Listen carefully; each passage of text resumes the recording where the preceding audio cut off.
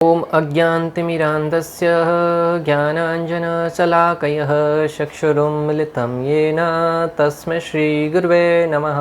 हरे कृष्णा। आज गीता श्रृंखला के सत्र क्रमांक 326 में आप सभी भक्तों का हार्दिक स्वागत है। आज हम श्रीमद् भगवद गीता के 9वें अध्याय के जो कि है परम गुह्य ज्ञान श्लोक क्रमांक 30 का अध्ययन करेंगे। आइए, श्लोक इस प्रकार है। अपि चेत सुदुराचारो भजते माम अन्यभागः साधुरेव च मंतव्य सम्यक व्यवसितो हि स। अर्थात भगवान कहते हैं कि यदि कोई जघन्य से जघन्य कर्म करता है किंतु यदि वह भक्ति में रत रहता है तो उसे साधु मानना चाहिए, क्योंकि वह अपने संकल्प में अडिग रहता है। बहुत महत्वपूर्ण बात बोल रहे भक्तों भगवान यहाँ पर। अगर इस श्लोक का संबंध पिछले वाले श्लोक से देखा जाए तो पिछले वाले श्लोक में जब भगवान श्री कृष्ण ने कहा था कि सम्मोहम सर्वभूतेषु नवेद्वेष्य अस्ति न प्रियः य भजन्ति तु मां भक्त्या मयि ते तेषु साप्यहम्, कि मैं प्रत्येक जीव के प्रति संभाव रहता हूँ, न तो किसी से द्वेष करता हूँ और न ही किसी से ईर्ष्या करता हूँ, परंतु जो मेरे भक्त मेरे से विशेष प्रेम करते हैं मैं भी उनके प्रति प्रेम का आदान प्रदान करता हूँ। तो उस श्लोक को सुनकर अर्जुन के मन में जिज्ञासा उत्पन्न हुई भक्तों कि जो आपके साथ आदान प्रदान करते हुए भक्त आपसे प्रेम करते हैं, आप उनसे प्रेम तो करते हैं, परंतु अगर उनसे कोई गलती हो जाए तो क्या आप उनसे यथावत रिश्ता बनाए रखते हैं, यथावत प्रेम की स्थिति बनाए रखते हैं, या अक्सर जैसा इस दुनिया में होता है कि अगर एक गलती हो जाती है किसी से तो अपने रिश्ते तोड़ देते हैं, उसके साथ अपना संबंध तोड़ देते हैं, भले ही 100 कार्य अच्छे क्यों न किए हो, हर बार उसकी अपेक्षाओं पर खरा उतरा हो, परंतु एक बार अगर सामने वाले व्यक्ति से गलती हो जाए तो अक्सर इस दुनिया का ये नियम है कि व्यक्ति है वो उसके साथ अपना संबंध है वो तोड़ देता है, उसके अंदर अनेक प्रकार की गलतियां निकालना प्रारंभ कर देता है। तो अर्जुन भगवान से कह रहा है क्या आप भी ऐसा ही करते हैं क्या, या फिर आप उसके साथ यथावत रिश्ता बनाए रखते हैं, या आप उसके अंदर जो दोष है उसको नज़रअंदाज कर देते हैं और उसकी अच्छाइयों को स्वीकार करते हैं। तो अर्जुन की उस जिज्ञासा को जानकर परमात्मा रूप में स्थित हृदय में भगवान श्री कृष्ण जान गए और अर्जुन की शंकाओं का निवारण करते हुए इस श्लोक में कह रहे हैं कि यदि कोई जघन्य से जघन्य कर्म करता है किंतु यदि वह भक्ति में रत रहता है। बहुत ही महत्वपूर्ण बात है भक्तों, भक्तों के लिए बहुत महत्वपूर्ण, और विशेष रूप से कलयुग के भक्तों के लिए, क्योंकि अक्सर हमसे कोई ना कोई गलती हो जाती है अनजाने में। कलयुग का प्रभाव इतना मजबूत है कि व्यक्ति न चाहते हुए भी दृढ़तापूर्वक कोई न कोई गलत कार्य करने के लिए उसको प्रेरित करता है। जैसा कि अर्जुन भगवान से कहते हैं कि न चाहते हुए भी व्यक्ति कई बार गलत कार्यों में प्रवृत्त हो जाता है। तो उसी प्रकार कलयुग का स्वभाव है कि व्यक्ति न चाहते हुए भी गलत कार्यों की तरफ धकेल दिया जाता है। तो जो भक्तगण है वो हमेशा भगवान की भक्ति में लीन रहते हैं, परंतु कभी पुराने कर्मों के अनुसार या माया के प्रभाव से व्यक्ति गलत कार्यों में प्रवृत्त हो जाता है। तो भगवान उसके लिए कहते हैं कि कोई जघन्य से जघन्य कर्म भी कर दे, परंतु अगर फिर भी वो मेरी भक्ति में लगा रहता है तो उसको साधु मानना चाहिए, क्योंकि वो अपने संकल्प में अड़िग रहता है। बहुत महत्वपूर्ण कथन है भक्तों भगवान का ये। अक्सर हम देखते हैं कि कई वर्षों से कोई व्यक्ति साधु के रूप में रह रहा है, कई लोगों का उद्धार किया है, कई लोगों के जीवन को परिवर्तित किया है, परंतु कभी संयोगवश उससे कुछ गलती हो जाती है तो लोग उसके वीडियो बनाकर या उसको भला बुरा कहकर समाज की नज़रों में उसको गिरा देते हैं, उसको उसके नाम से सारे के सारे साधु समाज को ही कलंकित करते हुए प्रतीत होते हैं। परंतु भगवान का ये कथन यहाँ पे सिद्ध कर रहा है कि अगर कोई व्यक्ति कोई गलत कार्य होने के उपरांत भी अगर भक्ति में लगा रहता है तो उसे साधु ही मानना चाहिए। श्रील प्रभुपाद इस श्लोक के तात्पर्य में कहते हैं कि इसका अर्थ ये नहीं कि आपको गलत कार्य करने का लाइसेंस मिल जाता है, इसका अर्थ ये है कि आपको हमेशा सचेत रहना है कि मैं कभी गलत कार्य न करूं, परंतु कभी अगर गलती से कोई सामान्य से गलत कार्य हो भी गया तो उसे भक्तों को चाहिए कि उसके साधु के उस कार्य को नज़रअंदाज करते हुए उसकी भक्ति को ज़्यादा महत्व दें, जिससे वो भक्ति से दूर न चला जाए। क्योंकि गलती हुई है, गलती को सुधारने का प्रयास ही तो मानवता है। कहते हैं ना, मनुष्य गलती का पुतला है जो अक्सर हो ही जाती है। जो गलती को सुधारे उसे इंसान कहते हैं। तो गलती तो हर एक से होती है, बड़े बड़े महात्माओं से होती है, मात्र भगवान को छोड़कर सब लोग गलती करते हैं। तो जो गलती को सुधारने का प्रयास करता है, और कभी सुधार पाएगा जब भक्ति में लगा रहेगा। तो जो भक्ति में लगा रहेगा वो गलती को सुधार पाएगा, और उस अवस्था में उसको साधु ही मानना चाहिए। अपने भक्तों के प्रति मेरी आसक्ति स्वाभाविक ही है, और उसके दुरासारी होने पर भी वह आसक्ति दूर नहीं होती, एवं मैं उनसे भी श्रेष्ठ ही कर देता हूँ। भगवान कहते हैं कि जो मेरी आसक्ति है, जो मेरा प्रेम है अपने भक्तों के प्रति, वो प्रेम उसके गलती करने के उपरांत भी यथारूप में बना रहता है, और मैं उस प्रेम को नज़रअंदाज करते हुए उसका त्याग नहीं कर पाता हूँ। अरे भगवान तो यहाँ तक कहते हैं कि मैं उसके अंदर जो गलती हुई है, गलती का करने का भाव आया है, उस दोष को ही मैं समाप्त कर देता हूँ। तो जो व्यक्ति निरंतर भक्ति में लगा रहता है, गलती करने के उपरांत भी उसके दोषों को भगवान नज़रअंदाज कर देते हैं और उसके कलंक को ही दूर कर देते हैं। जैसा कि बिल्वा मंगल ठाकुर के प्रसंग में आता है, उन्होंने भक्त बनने के उपरांत भी एक माता को गलत दृष्टि से देखा। तो उन्होंने हालांकि अपनी आंखों को दोनों को फोड़ दिया, परंतु भगवान ने उनको नज़रअंदाज नहीं किया। भगवान ने उसके दोष को दूर कर दिया और उसको श्रेष्ठ भक्त की श्रेणी में रखा। आज भी हम बिल्वा मंगल ठाकुर द्वारा लिखित अनेक प्रसंगों को सुनते हैं, अनेक भजनों का गायन करते हैं और हमारे हृदय को शुद्ध करते हैं। इससे सिद्ध होता है कि भगवान का ये कथन है वो सत्य है। सुदुरासार अर्थात परहिंसा, परदार अर्थात पराई स्त्री, प्रद्रव्य अर्थात दूसरे का धन आदि के परायण होकर भी यदि वह मेरा भजन करता है तो वह साधु ही है। भगवान तो यहाँ तक कहते हैं कि अगर कोई व्यक्ति पराई स्त्री के ऊपर गलत नज़र से देखता है, जैसा बिल्वा मंगल ठाकुर ने देखा, कोई पराये धन को अपना धन मान के उसके ऊपर आधिपत्य जमाने का प्रयास करता है, ऐसा दोष भी आए तो भी, पर हिंसा, दूसरे के ऊपर कोई हिंसा करता है शब्द, वाणी या शारीरिक रूप से, तो भी भगवान कहते हैं कि मैं अगर इसके उपरांत भी अगर वो मेरे परायण है, मेरी भक्ति में लगा रहता है, तो मैं उसके सारे के सारे दोषों को क्षमा कर देता हूँ। वह किस प्रकार आप भजन करना चाहिए, वह किस प्रकार आपका भजन करना चाहिए, इसके उत्तर में कहते हैं कि अनन्य भाग। भगवान कहते हैं कि इतना करने के उपरांत भी अगर मेरा भजन करता रहता है तो मैं उसे क्षमा कर देता हूँ। तो अर्जुन ने प्रश्न पूछा, मानो कि भजन किस प्रकार करें। भगवान कह रहे अनन्य भाग, अर्थात जो मेरे अतिरिक्त अन्य देवताओं का भजन नहीं करता, मेरी भक्ति के अतिरिक्त ज्ञान कर्म आदि का अनुष्ठान नहीं करता, मेरी प्राप्ति की कामना के अतिरिक्त राज्य सुख आदि की कोई कामना नहीं करता, वह साधु है। अनन्य भाग का अर्थ क्या है?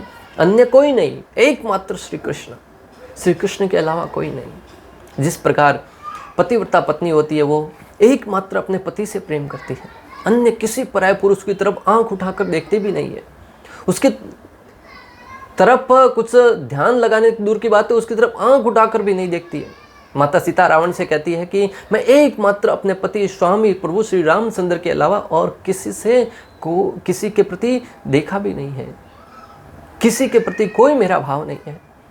आज की माताओं को प्रसंग विशेष रूप से सुनने चाहिए कि जो स्त्री अपने पति के प्रति पूर्ण समर्पण रहती है, उसकी परीक्षा भले भगवान क्यों न ले ले, वो हमेशा शुद्ध बनी रहती है, जैसा माता सीता के प्रसंग में उल्लेख आता है। तो जिस प्रकार पतिव्रता स्त्री अपने पति में पूर्ण रूप से ध्यान मग्न रहती, एकमात्र अपने पति में, उसी भांति भगवान श्री कृष्ण का जो अनन्य भक्त है वो अन्य किसी भी व्यक्ति की तरफ झुकाव न करके, किसी देवताओं की तरफ झुकाव न करके एकमात्र भगवान श्री कृष्ण पर ही आश्रित रहता है। कहते हैं कि अगर कृष्ण तुम मुझे मारो या राखो, जो मेरे साथ सुलूक करना है वो करो, परंतु मैं आपको छोड़ के कहीं नहीं जाऊंगा। उस अवस्था में भगवान कहते हैं कि मैं उसके सारे के सारे पापों को क्षमा कर देता हूँ। कि सर्वधर्मान परित्यज्य माम एक शरणं व्रज, सारे धर्मों का त्याग करके तथाकथित मेरी शरण में आ जाओ, मुझ श्री कृष्ण की शरण में, मैं समस्त पापों से तुम्हें मुक्त कर दूंगा। ये यहाँ पे भगवान श्री कृष्ण इसका उल्लेख कर रहे हैं। अच्छा, इस प्रकार कदाचार के दुष्ट होने पर उसका साधुत्व ही कहाँ रहा? मानो यहाँ पे प्रश्न उठ सकता है कि अगर उसके अंदर ऐसा कदाचार अर्थात दुराचार आ गया तो फिर उसका साधुत्व कहाँ रहा? जैसा कि अक्सर वैदिक शास्त्रों में उल्लेख आता है कि कोई व्यक्ति गलत कार्यों में प्रवृत्त हो जाता है तो उसका साधुत्व नष्ट हो जाता है, उसका साधुत्व नष्ट हो जाता है। अगर कोई व्यक्ति पराई स्त्री को गलत नज़र से देखता है या दूसरे के धन के ऊपर गलत नज़र से आधिपत्य जमाने का प्रयास करता है या दूसरे के ऊपर हिंसा करता है तो उसका साधुत्व नहीं रहता है। तो यहाँ पे प्रश्न उठा कि अगर कोई व्यक्ति ऐसा कार्य करता है तो फिर वो साधु कहाँ रहा? तो उसके उत्तर में भगवान कहते हैं कि इस प्रश्न के उत्तर में श्री भगवान कहते हैं कि मंतव्य अर्थात उसे साधु ही समझना होगा, इस विषय में मेरा ही आदेश ही प्रमाण है। भगवान कह रहे हैं मंतव्य अर्थात ये मेरा आदेश है, मैं आपको सलाह वसूला नहीं करा, ये मेरा आदेश है कि उसको साधु ही मानना चाहिए। और भगवान का आदेश अंतिम होता है। जिस प्रकार न्यायाधीश का आदेश अंतिम होता है उसी भांति भगवान श्री कृष्ण संपूर्ण ब्रह्मांड के न्यायाधीश हैं। यहाँ तक कि यमराज भी भगवान की आज्ञा के बिना कोई नहीं करते, कोई कार्य नहीं करते। अतः भगवान का आदेश है कि उसे साधु ही मानना चाहिए बिना किसी प्रश्न के। प्रश्न, यदि कहा जाए कि वह व्यक्ति आपका भजन करता है और दुराचारी भी है अतः उसे असाधु मानना चाहिए, तो इसके उत्तर में कहते हैं एव अर्थात पूर्ण अंश में उसे साधु मानना होगा, कभी भी उसका असाधुत्व नहीं देखना चाहिए। मान लीजिए प्रश्न उठ सकता है, आचार्यगण कितना सुंदर ढंग से समझा रहे भक्तों, वो एक एक एंगल से प्रश्न को घुमा घुमा कर हमारे सामने प्रस्तुत कर रहे हैं कि मान लीजिए कि कोई कभी वो असाधुत्व अर्थात गलत कार्य करता है और बाकी समय में भजन करता है, तो जब गलत कार्य करता है तब उसको असाधु माने और जब भजन करता है आपकी भक्ति में लगा रहता है तब उसको साधु माने। क्या ये ठीक रहेगा? भगवान कहते एवं नहीं, हमेशा उसको साधु ही मानिए। बहुत महत्वपूर्ण बात है भक्तों, कभी भी किसी में गलती नहीं ढूंढनी है, किसी भी भक्त में कोई दोष देखने का प्रयास नहीं करना है, जो अक्सर हम करते हैं। वैष्णव अपराध बहुत महत्वपूर्ण है भक्तों। जो कोई वैष्णव अपराध करता है वह बहुत ही भगवान के सामने कभी उसको भगवान क्षमा नहीं करते। राजा रहुगण का दृष्टांत आता है भक्तों। जड़ भरत के प्रसंग में जब उन्होंने देखा कि जड़ भरत है वो महान वैष्णव के रूप में प्रतीत हो रहे हैं, उन्होंने कहा मैं ना तो यमराज का जो दंड देने का नागपाश है उससे डरता हूँ, न ही भगवान भोलेनाथ के त्रिशूल से डरता हूँ। अगर मैं किसी से डरता हूँ तो एकमात्र वैष्णव अपराध से डरता हूँ। और हम तो आए दिन भर भर कर वैष्णव अपराध करते हैं, फिर कहते हैं हमारी भक्ति में प्रगति क्यों नहीं हो रही है? कैसे होगी भक्ति में प्रगति? और वैष्णव कौन? आचार्यगण कहते हैं कि जिस किसी ने एक बार भी अगर भगवान श्री कृष्ण के नाम का उच्चारण किया है, प्रेम पूर्वक भगवान के नाम का भजन किया है, वह व्यक्ति वैष्णव है। और हो सकता है कि आज वैष्णव नहीं है, आगे चल के अगर वैष्णव बन भी गया तो उसका भी अपराध आपको लगेगा। इसका अर्थ है हमें किसी के प्रति कोई अपराध नहीं करना है। आप किसी का अच्छा कर सके न करें, न कर सके कोई बात नहीं, परंतु बुरा किसी का न करना। भला किसी का कर न सके तो बुरा किसी का मत करना।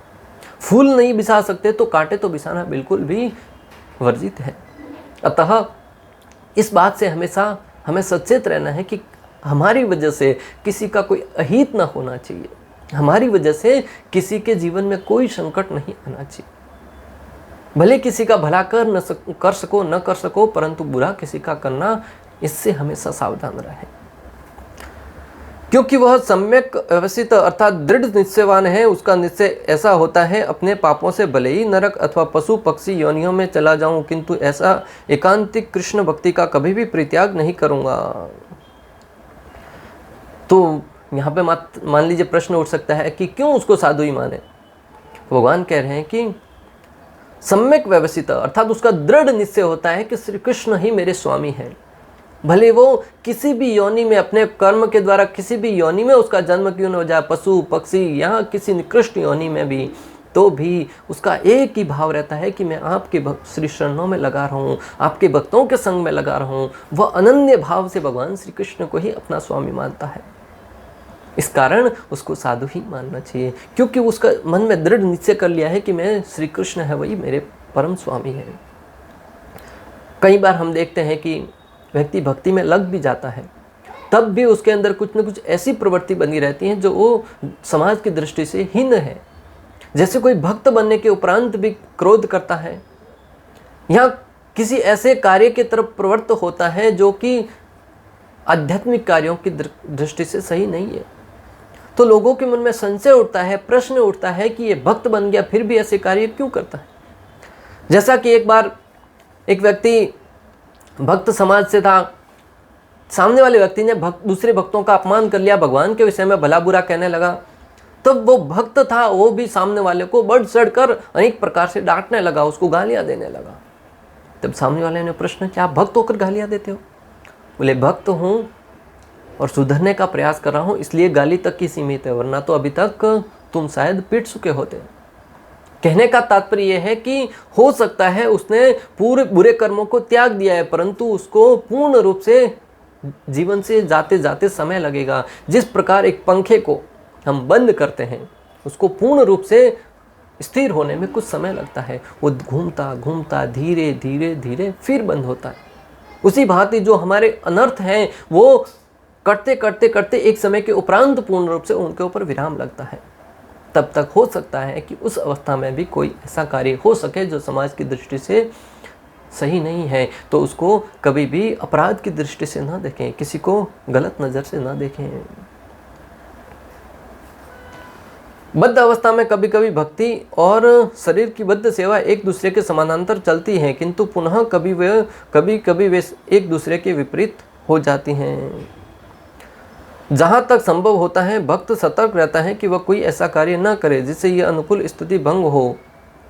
कभी कभी हम देखते हैं कि व्यक्ति भजन और हमारे पारिवारिक कार्य है वो एक दूसरे के समानांतर चलाता रहे, बहुत अच्छे से बैलेंस रखते हुए चलाता है, परंतु कभी कभी ऐसा भी होता है कि वो समाज की दृष्टि से ठीक नहीं है और भक्ति में लगा हुआ है। तो जहाँ तक संभव होता है भक्त सतर्क रहता है कि उससे कोई गलत कार्य न हो, परंतु कभी कभी माया के प्रभाव से ऐसे कार्य हो जाते हैं। तो उसको हमेशा हमें ऐसा सचमा नहीं पहन के रखना है कि जिससे हम दूसरों के अंदर बुराई ही देखें, उसकी अच्छाइयों को देखते हुए उसकी गलतियों को नज़रअंदाज करने का प्रयास करें। भक्त जानता है कि उसकी कर्म सिद्धि उसके कृष्ण भावनामृत की अनुभूति की प्रगति पर निर्भर करती है, किंतु कभी कभी यह देखा जाता है कि भक्ति में रत व्यक्ति सामाजिक या राजनीतिक दृष्टि से निंदनीय कार्य कर बैठता है, किंतु इस प्रकार के क्षणिक पतन से वह अयोग्य नहीं हो जाता। भक्त को हमेशा स्मरण रहता है कि मुझे एकमात्र कृष्ण भावनामृत में ही लगा रहना है, श्री कृष्ण की भक्ति ही मेरे जीवन का उद्देश्य है। परंतु फिर भी कभी कभी सामाजिक और राजनीतिक दृष्टि से वो ऐसा कार्य कर बैठता है जो समाज की दृष्टि में निंदनीय है, फिर भी उस अवस्था में वे हमें उसके भक्त ही मानना चाहिए, ऐसा भगवान श्री कृष्ण का कथन है। श्रीमद् भागवतम में कहा गया है कि यदि कोई व्यक्ति पतित हो जाए किंतु यदि वह भगवान की दिव्य सेवा में लगा रहे तो हृदय में वास करने वाले भगवान उसे शुद्ध कर देते हैं और उस निंदनीय कार्य के लिए क्षमा कर देते हैं। भक्तों, श्रीमद् भागवतम में भी उल्लेख आता है कि अगर कोई व्यक्ति भक्ति में रत रहता है और उससे कभी अकस्मात कोई गलत कार्य हो भी जाए, अकस्मात का अर्थ है कि प्रयोजनाबद्ध तरीके से नहीं, गलती से हो जाए। एक हम कोई कार्य करते उसके लिए अनेक प्रकार की योजना बनाते, उसके घर में चोरी करना है, कई दिनों तक प्लानिंग करते हैं, फिर उस कार्य को अंजाम देते हैं। वो तो हुआ सोचे समझी साजिश के तहत किया गया कार्य, और कभी कभी अकस्मात हो जाता है, किसी को हमें कोई ठेस नहीं पहुंचानी है, फिर भी समय की परिस्थिति ऐसी हो जाती है कि वो कार्य हो जाता है। उस अवस्था में भगवान जो प्रत्येक हृदय में निवास करने वाले हैं, उसके हृदय में बैठे हुए भगवान श्री हरि परमात्मा रूप में जो निवास करते हैं, उसके हृदय के कलमश को दूर समाप्त कर देते हैं और उसके पुनः शुद्ध कर देते हैं। भौतिक कलमश इतना प्रबल है कि भगवान की सेवा में लगा योगी भी कभी कभी उसके जाल में आ फंसता है। हम पहले ही इसका उल्लेख कर चुके हैं कि भौतिक कलमश है वो इतना प्रबल है, इतना बलवान है कि जो योगी भगवान की भक्ति में लगा हुआ है वह भी कभी कभी गलत कार्यों में प्रवृत्त हो सकता है। लेकिन कृष्ण भावनामृत इतना शक्तिशाली होता है कि इस प्रकार का आकस्मिक पतन तुरंत रुक जाता है, इसलिए भक्ति योग सदैव सफल होता है। परंतु जो कृष्ण भावनामृत है, कृष्ण भावनामृत की विधि है, वो इतना प्रबल है कि जो भौतिक कलमश है वो इतना बलवान है, उसके ऊपर कृष्ण भावनामृत उससे भी बलवान है कि अगर किसी भक्त से कोई गलत कार्य हो भी जाए भौतिक कलमश के प्रभाववश, तो भी कृष्ण भावनामृत का कार्य है वो उसको शुद्ध कर देता है। किसी भक्त के आदर्श पथ से अकस्मात च्युत होने पर हंसना नहीं चाहिए, क्योंकि जो ही भक्त कृष्ण भावनामृत में पूर्णतया स्थित हो जाता है, ऐसे आकस्मिक पतन कुछ समय के पश्चात रुक जाते हैं। भक्तों, भगवान कह रहे हैं कि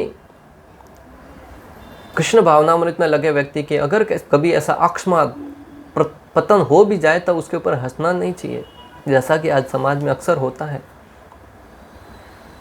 क्योंकि जो भक्ति में निरंतर लगा हुआ है वो ऐसे अकस्मात जो पतन हुआ है उससे उबर कर सफल हो जाता है। और उसका उल्लेख भगवान श्री कृष्ण 9.31 में इस प्रकार करते हैं, क्षिप्रम भवति धर्मात्मा शश्व शांति निगच्छति कौन्तेय प्रतिजानीहि न मे भक्त प्रणश्यति। बहुत प्रसिद्ध श्लोक है भक्तों। भगवान कहते हैं कि वह तुरंत धर्मात्मा बन जाता है और स्थायी शांति को प्राप्त होता है। हे कुंती पुत्र निडर होकर घोषणा कर दो कि मेरे भक्त का कभी विनाश नहीं होता। भगवान कहते हैं कि वो भक्त कभी उसका अकस्मात पतन हो भी जाए तो वो निरंतर भक्ति में लगा रहने के कारण पुनः वो धर्मात्मा बन जाता है। अतः कुंती पुत्र तुम घोषणा कर दो निडर होकर कि मेरे भक्त का कभी नाश नहीं होता। भगवान श्री कृष्ण अपने भक्त का कभी नाश नहीं होने देते, परंतु शर्त यह है कि हमें पूर्ण प्रमाणिकता के साथ भगवान श्री कृष्ण की भक्ति में लगा रहना है।